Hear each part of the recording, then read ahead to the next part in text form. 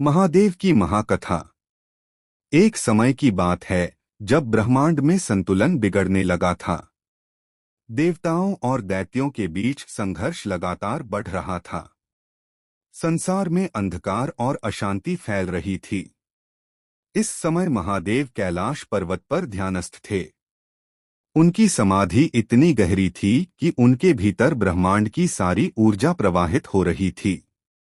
महादेव के ध्यान में सभी प्राणी सुरक्षित थे, लेकिन उनका हृदय इस बात को लेकर चिंतित था कि मनुष्य लालच और क्रोध में डूब रहे हैं। उनकी आंखें बंद थीं, परंतु उनका दृष्टि हर कोने में फैली हुई थी। पार्वती जी ने महसूस किया कि महादेव चिंतित हैं। वे उनके पास आईं और कहा, शिव, क्या तुम परेशान हो? तुम्हारे ध्यान में क्यों अराजकता है? महादेव ने धीरे से आंखें खोलीं और बोले, पार्वती, संसार में संतुलन बिगड़ गया है। यदि मैंने हस्तक्षेप न किया तो यह ब्रह्मांड विनाश की ओर बढ़ जाएगा। परंतु हस्तक्षेप करने का सही समय चुनना कठिन है। केवल जब अराजकता सीमा पार करेगी मैं प्रकट होऊंगा। पार्वती जी ने कहा, यदि तुम प्रकट हो तो क्या मनुष्य तुम्हें पहचान पाएंगे? क्या वे तुम्हारी करुणा और शक्ति को समझ पाएंगे? महादेव ने मुस्कुराया और कहा, मनुष्य अपने कर्मों से ही मुझे जानेंगे, कभी शांति में, कभी कठिनाइयों में। मेरी देखरेख उनके भीतर के अंधकार को भस्म करेगी। तभी कैलाश के तल से दैत्य स्वर गूंजा, हे महादेव, हम तुम्हारी शक्ति से भयभीत हैं, लेकिन हमारे यंत्र और जादू से हम ब्रह्मांड में अराजकता फैलाएंगे। हमें रोकने वाला केवल तुम ही हो। महादेव उठे। उनका त्रिशूल चमकने लगा और उनकी आंखों से कालजयी ऊर्जा बाहर आई।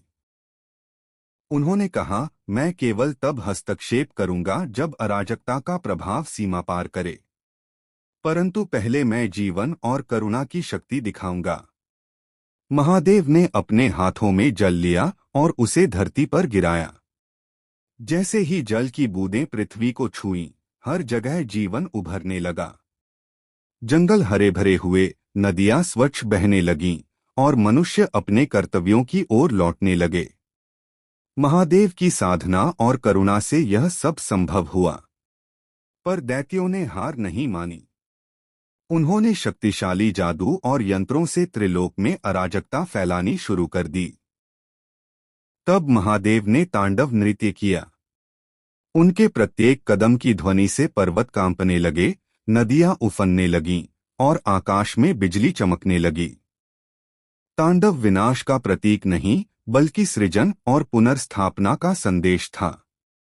तांडव के दौरान महादेव ने अपने तीसरे नेत्र से एक तीव्र किरण छोड़ी। यह किरण दैत्यों के हृदय में जाकर उनके अहंकार और लालच को भस्म कर दिया। दैत्य भस्म होकर पवित्र धूल में बदल गए और उनके स्थान पर जीवन और शांति की ऊर्जा फैल गई।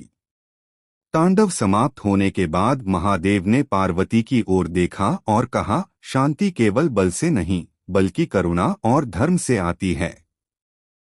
पार्वती ने पूछा, क्या मनुष्य अपने कर्तव्यों का पालन करेंगे? महादेव ने मुस्कुराते हुए कहा, जो व्यक्ति अपने भीतर के अंधकार को भस्म करता है, वही धर्म की राह अपनाएगा। मैं केवल मार्गदर्शन करता हूँ, कर्म उनका स्वयं का होगा। महादेव केवल विनाशक नहीं हैं। उनकी शक्ति उनके हृदय और ध्यान में है। जिन लोगों ने अपने अहंकार और लालच को भस्म किया, उनके जीवन में दिव्यता और शांति आई। उन्होंने अपने कर्मों से यह सुनिश्चित किया कि प्रत्येक प्राणी के लिए जीवन संतुलित हो। महादेव का तांडव केवल पृथ्वी पर नहीं, बल्कि प्रत्येक जीवित हृदय में चलता है। जब भी मनुष्य अपने भीतर के अंधकार को भस्म करता है और सत्य की ओर बढ़ता है, वह महादेव की शक्ति का अनुभव करता है। समय के साथ महादेव ने अपने भक्तों को यह सिखाया कि भस्म और तांडव केवल भय दिखाने के लिए नहीं हैं। वे सृजन, जीवन, करुणा और आध्यात्मिक शक्ति के प्रतीक हैं।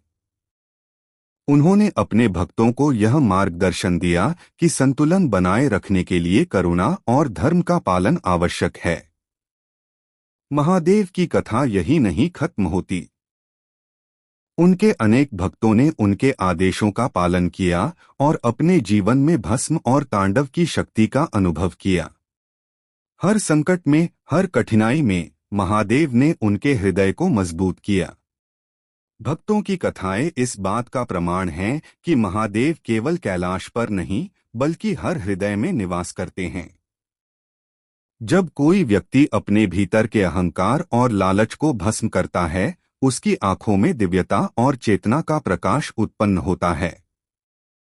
यही महादेव की असली शक्ति है। अंततः महादेव की यह महाकथा यह सिखाती है कि संसार में शांति और संतुलन केवल बाहरी बल से नहीं बल्कि आंतरिक करुणा, साधना और धर्म से आता है। महादेव का तांडव केवल विनाश नहीं बल्कि पुनर्निर्माण और जीवन का संदेश है। और इस प्रकार महादेव की कृपा से संसार में संतुलन बना रहा। प्रत्येक प्राणी ने अपने कर्मों और जीवन में संतुलन बनाए रखा। महादेव की शक्ति और करुणा हर हृदय में विद्यमान रही और उनके भक्तों ने सच्चाई और धर्म की राह को अपनाया।